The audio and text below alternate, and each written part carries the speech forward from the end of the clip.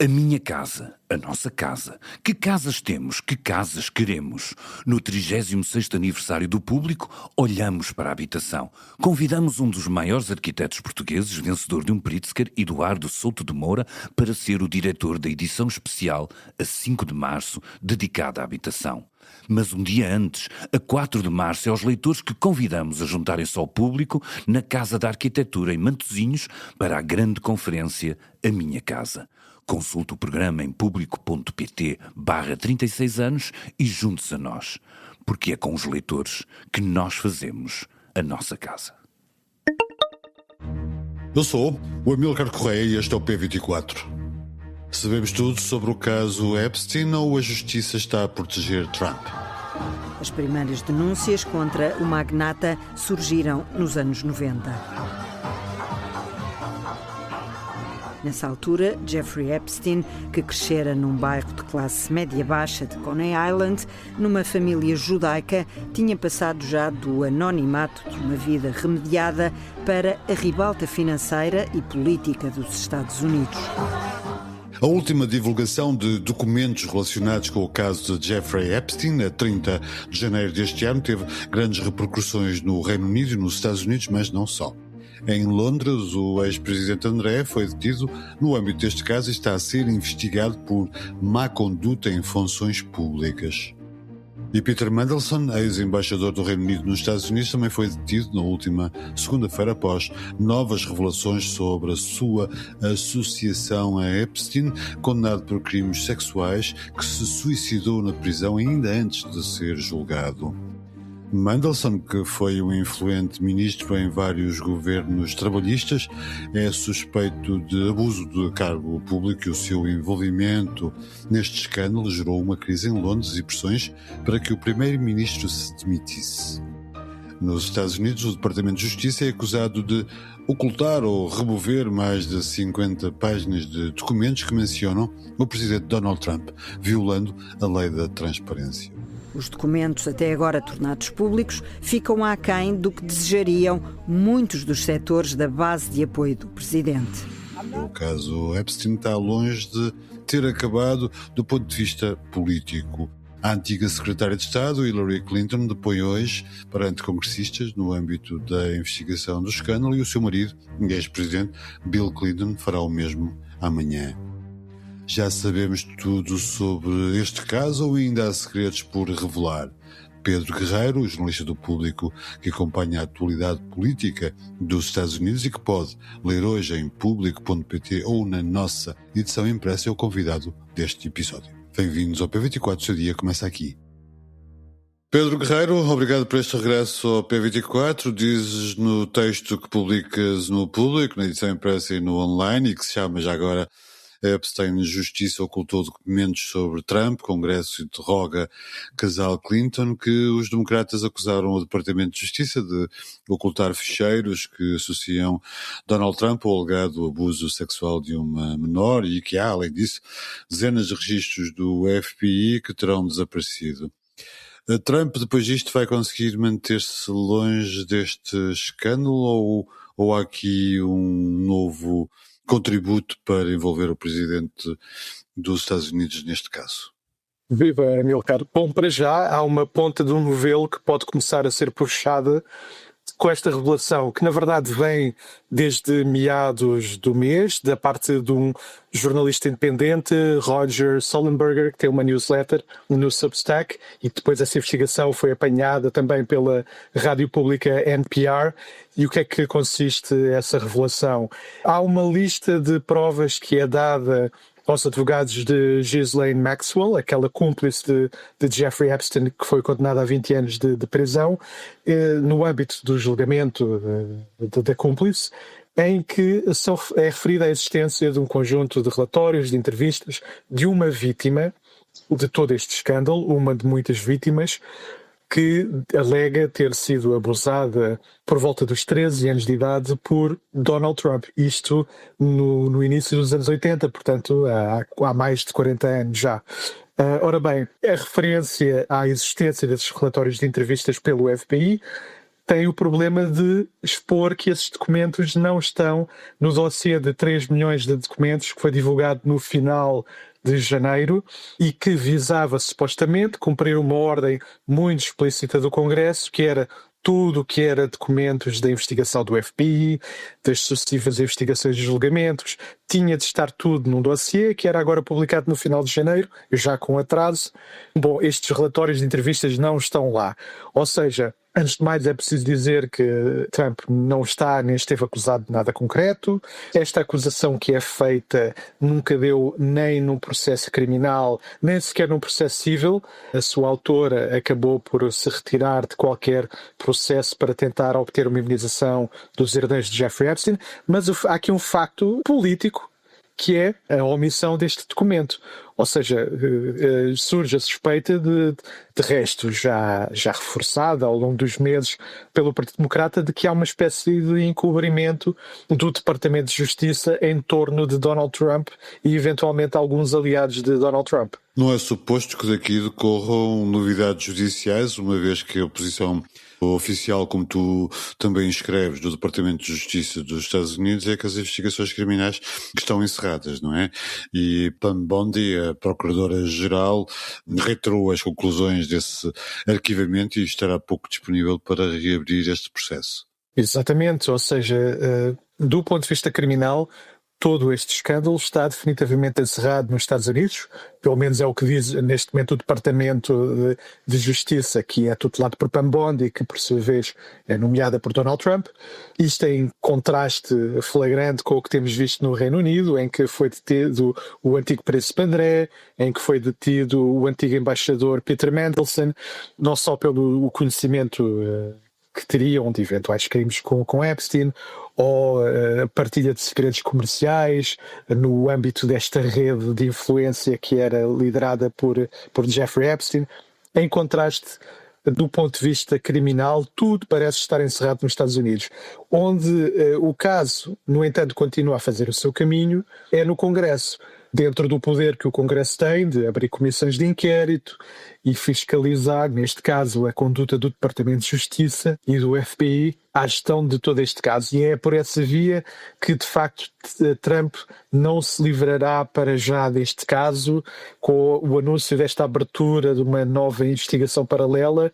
De facto, esta questão, porque é que há registro de um documento comprometedor para Donald Trump e depois esses documentos, no plural, não estão nos tais 3 milhões de ficheiros que foram publicamente divulgados. Essa omissão é por si só um facto político, continuará a alimentar a suspeita de que Trump possa ter cometido um crime. Paralelamente, tens o Partido Republicano a fazer as suas próprias investigações no âmbito deste caso e a puxar esta semana para uma audição parlamentar em centro de comissão de inquérito da Câmara de Representantes, Bill Clinton, o antigo presidente norte-americano, e a sua mulher, a antiga secretária de Estado, Hillary Clinton. Pedro, já agora a Hillary Clinton vai depor amanhã perante congressistas. Ela nem sequer é avisada nestes fecheiros. Porquê que ela foi chamada a depor? Bom, há um porta-voz de Hillary Clinton e pergunta precisamente isto, que estamos todos para ver, porque é que Hillary Clinton é chamada a depor perante congressistas. De facto, Hillary Clinton não aparece em lado nenhum nos ficheiros, não há registro nem qualquer testemunho de que Hillary Clinton tenha privado com Jeffrey Epstein, ao contrário, por outro lado, do seu marido, Bill Clinton, que foi de facto um amigo de Jeffrey Epstein. Tanto Clinton como Trump dizem que a certa altura, aqui no início do século, cortaram relações com Epstein à medida que foram conhecidas as suspeitas de abusos de menores e de tráfico de mulheres. E de facto Bill Clinton viajou a bordo do avião privado de Jeffrey Epstein. Há fotografias dele, entretanto reveladas, de convívios em ambiente privado, numa piscina, a bordo de um avião, com outras mulheres também. Apesar de não haver ali nada flagrantemente ilegal, que pelo menos através da observação das fotos, é tudo um ambiente que sugere sordidez e um convívio pouco salutar de um antigo presidente com uma figura altamente suspeita. Portanto, Bill Clinton terá, assim, muitas perguntas a responder sobre essa sua relação, sobre o que seria ou não dos crimes do antigo amigo. Hillary Clinton, de facto, não se compreende porque é que é chamada. A minha sugestão é que faz tudo parte de uma gestão política que tanto o Partido Republicano como o Partido Democrata querem fazer deste caso, que é, não havendo consequências criminais, querem colar politicamente o caso ou aos democratas ou aos republicanos. A tua previsão é que seja assim até às intercalares de novembro? Que será este o grande cavalo de batalha entre os dois partidos? Bom, há tantos cavalos de batalha neste momento, este será um deles, provavelmente... Este não é o único. Não de todo. Aliás, tivemos o discurso do Estado da Nação, em que Trump ignorou flagrantemente todos os problemas económicos, ou pelo menos o incumprimento das suas promessas na frente económica. O Partido Democrata quer fazer campanha para essas intercalares em que poderá reconquistar a maioria da Câmara dos Representantes pela via da economia, não pela via de Epstein. Mas o caso Epstein é claramente um caso tóxico para Trump também, tem causado fissuras na sua própria coligação. Lembra-te da ruptura com Marjorie Taylor Greene e outras figuras do universo MAGA, muito próximas ideologicamente de Trump, que romperam com Trump porque ficaram muito desiludidas em meados do ano passado com o primeiro arquivamento do caso e com toda esta ideia de que há um encobrimento em curso em torno de Trump e em torno de outras figuras. Portanto, este caso é politicamente lesivo. No entanto, eu penso que os democratas vão, pelo menos num plano oficial, cavalgar pela economia e não por aqui. Sim, é previsível que o façam. O custo de vida é alto e essa é uma das grandes armas de batalha, talvez a mais eficaz de todas. Para acabar, Pedro, nos últimos dias assistimos a Bill Gates pedir desculpa pelos laços com Epstein, em que aparece cercado de jovens do sexo feminino, até o físico Stephen Hawking. O Lawrence Summers, um economista de Harvard e ex-presidente da universidade, também anunciou que irá deixar o cargo. Há aqui uma linha muito ténue entre o convívio social e uma eventual participação na rede de exploração de menores. De tua opinião, achas que já sabemos tudo ou ainda há segredos por revelar, já não com consequências sociais diretas, mas com alguns ajustes de contas pessoais e políticos? Para chegarmos a este momento em que de repente percebemos que há um documento muito nocivo para Trump a ser revelado, passou praticamente um mês desde aquela grande divulgação de documentos no final de janeiro. O jornalista Roger Stoltenberg publica a sua primeira avaliação desta ponta de investigação por volta do dia 15 de fevereiro. Portanto, a análise destes 3 milhões de documentos é lenta, o que indicia, e estando toda a imprensa norte-americana naturalmente focada em Donald Trump, que há muitas outras figuras provavelmente com revelações por aparecer por aí, eventualmente comprometedoras. Portanto, ainda não vimos tudo, eu creio que ainda não vimos tudo, e depois há toda uma reflexão que tem de ser feita agora, que é sobre o que a imprensa norte-americana chama a classe Epstein. De repente compreendemos que a elite económica, cultural, política norte-americana e não só, anglófona, com ramificações à Noruega, à França, a outros países, de facto havia aqui um convívio centrado nesta figura de Jeffrey Epstein que mostra, e que ultrapassava até barreiras ideológicas. Tens tanto Bannon, o grande estratega de Trump, como Noam Chomsky, um grande intelectual de esquerda, a encontrarem-se em encontros promovidos por Epstein, a conviverem. Portanto, há aqui um certo ar de rarefeição, não é? E de endogamia das várias elites culturais, políticas e económicas, e eu acho que há reflexões a serem feitas a partir daí. Que mundo é este, aparentemente tão vasto, tão globalizado, e depois, afinal de contas, são as mesmas 50 ou 100 pessoas que afinal até são todas amigas e têm segredos muito, muito inconvenientes umas com as outras. E tão probíscuo, afinal, não é? Pedro, foi um prazer ter falado contigo. Obrigado por teres vindo a P24. Igualmente, um abraço. Our country is winning again. In fact, we're winning so much that we really don't know what to do about it.